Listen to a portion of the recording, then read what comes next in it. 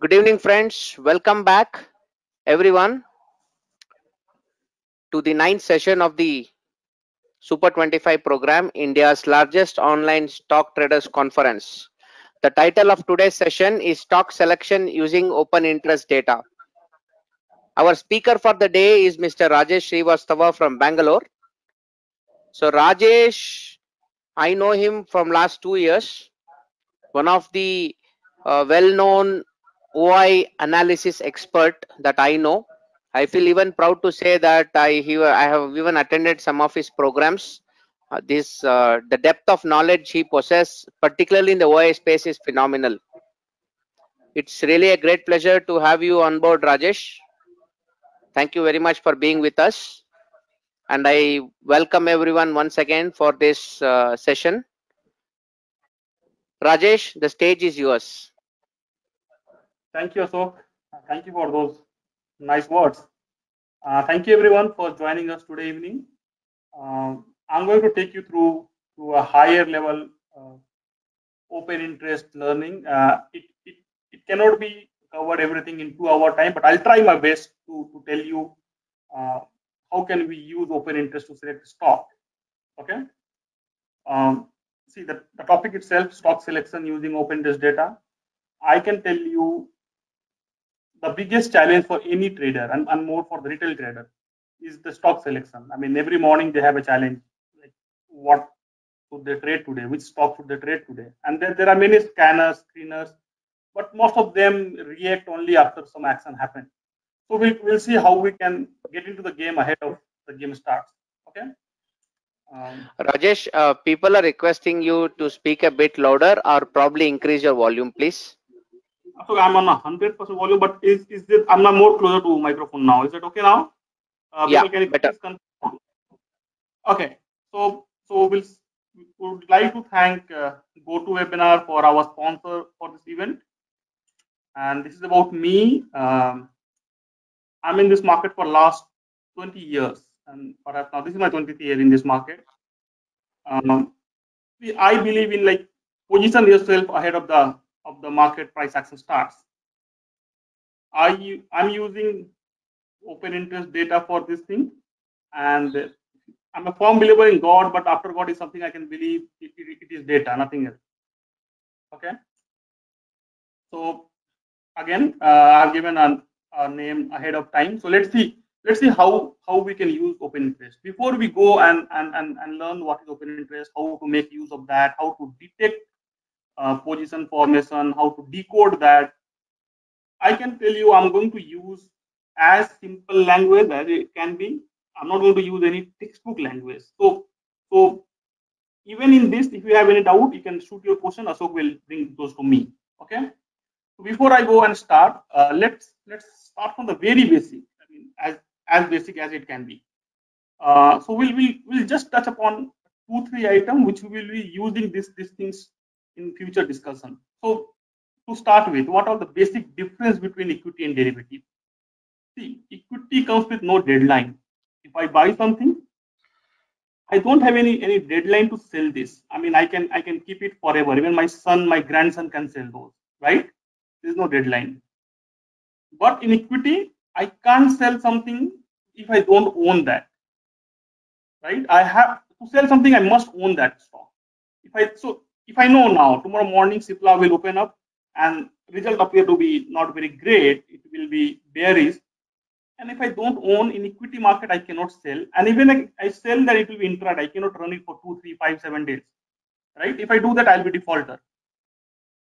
And in equity, there's just single instrument, one stock. There's nothing else. Now let's see what is that comes when it comes to derivative. What is that? See, derivative comes with a deadline. And when I talk about deadline, it is the expiry date. Like if you're trading in the current series, you have to close this by last Thursday. So what it means, whether you are in profit or loss, you must close your trade, right? Now, second, in derivative, there is no compulsion that you own something to sell. Okay, tomorrow morning, if you see Cipla is not doing very great, you can go ahead and sell that, though you don't own that.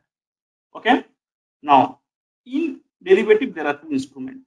There's one future, there's one option. You can execute your trade in any of those options, right? Let's go forward. So these are basic difference. Why am I saying this difference? Why am I talking about this difference? We'll see in the coming slides. Okay. Okay. So since derivative trade comes with a deadline, which means we will always have two sets of transactions.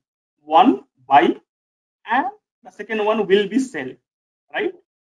Like it cannot happen that you buy only and you don't execute the next leg of transaction. There must be a next leg of transaction. Now, second, this is buy and sell. Okay. Now, derivative also allows you to sell in advance. What I basically mean to say, you can sell something even though you don't own that. So what that means, the first leg of transaction, the first set of transaction should not always be buy. It could be sell also. So you can sell first and buy later. Is this clear till this here? Okay. So now two things is very clear. Since it comes to the deadline, so we will have two sets of transaction, buy and the sell. There must be a second leg of transaction. Second thing, derivative, we can execute the sell order first. So the first leg not necessarily be a buy order. It could be a sell order also. Later we can buy back. Okay, and the difference is your profit or loss. Okay. Now this is the main topic. What is open interest? And as I said in the beginning, I'm going to use as simple language as it can be. There's no textbook definition. Okay. So to tell you very easily,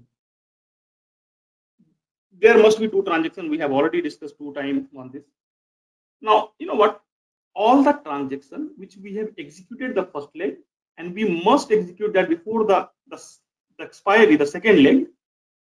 Till we execute the second leg, the transaction is open, and that is part of the open interest. Okay.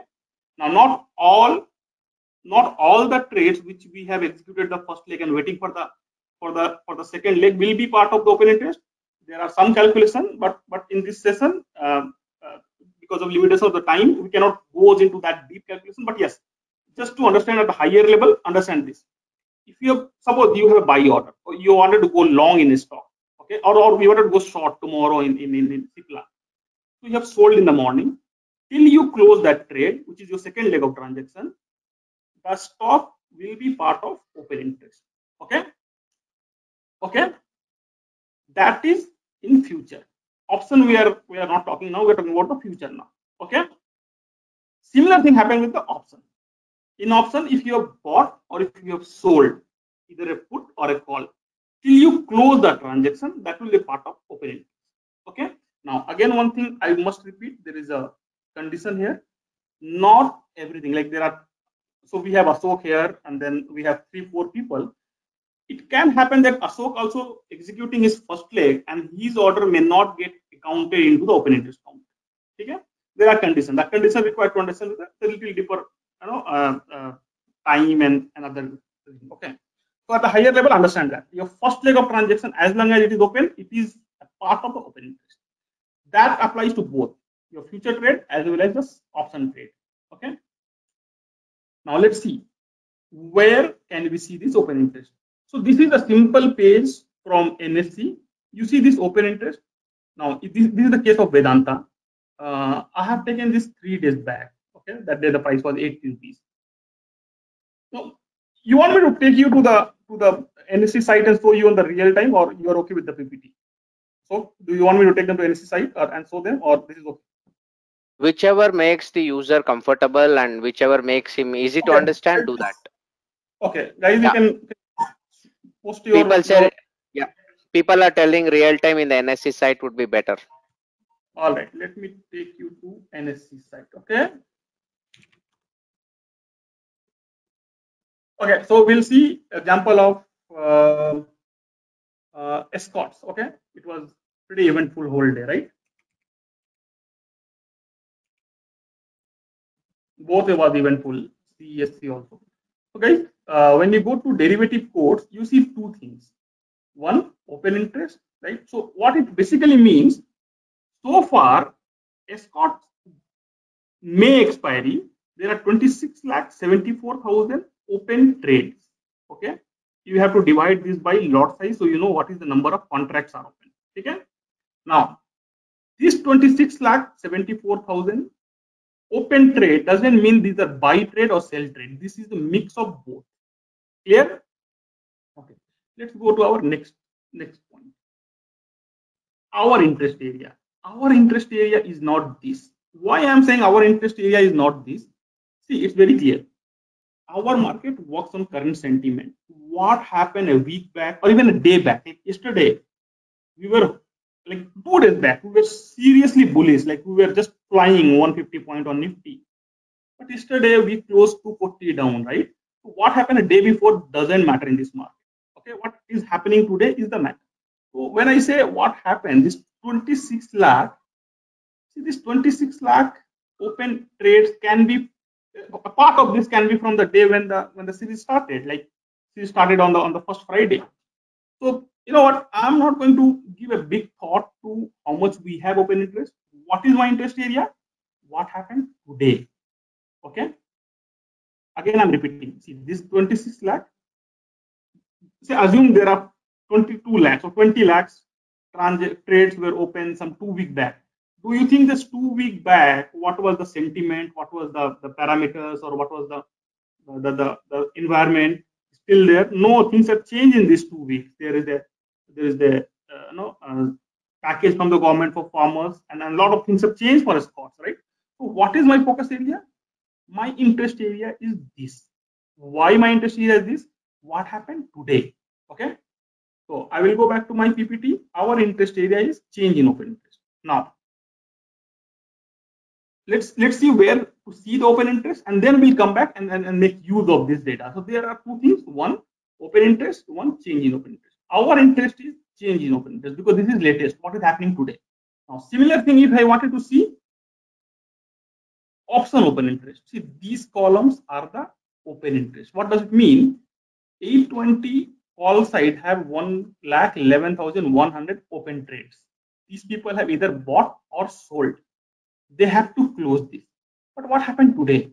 Today, out of like before the day started, it must have been like 12 lakh, some 53,000.